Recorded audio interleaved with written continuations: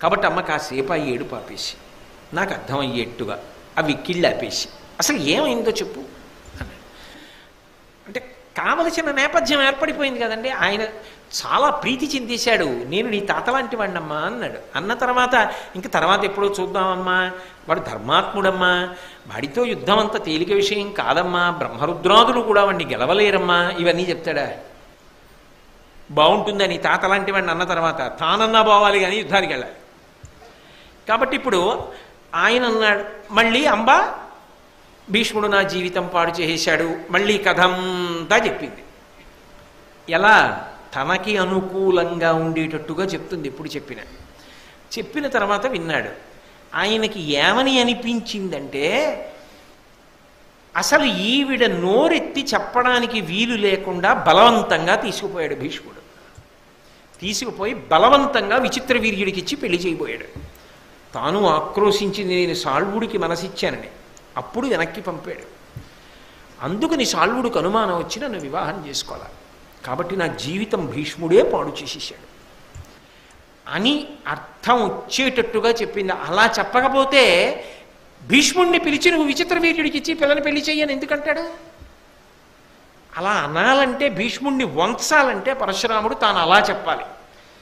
అది కొంతమంది యొక్క గొప్పతనం. వాళ్ళకి సమాధానం ఎలా కావాలో సమస్యను అలా చెప్తారు. అమ్మో, అటువంటి చాతుర్యాలు నేర్చుకోవడం మంచిది కాదు ఎప్పుడు కూడా జీవితంలో. కాబట్టి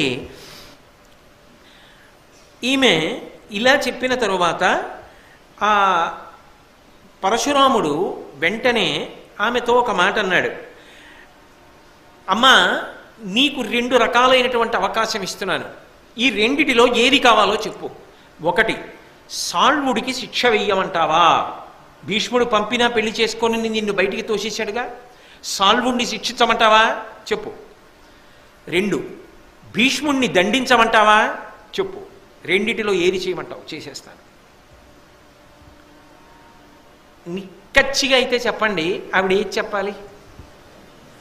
సాల్వుణ్ణి శిక్షించమని చెప్పాలి. శిక్షించి నన్ను మళ్ళీ వివాహం చేసుకునేటట్టు చెయ్యండి అని చెప్పాలి. మరి ఆవిడేనా వెళ్ళి చెప్పింది సాల్వుడికి? భీష్ముడి తప్పే ఉందయా, పాపం నేను వెళ్ళి చెప్పగానే వెనక్కి పంపాడని చెప్పిందా లేదా? మరి చెప్పింది. ఇప్పుడు భీష్ముడిని దండించమని ఎందుకు చెప్పాలి? సాల్వుణ్ణి దండించమని చెప్పాలి.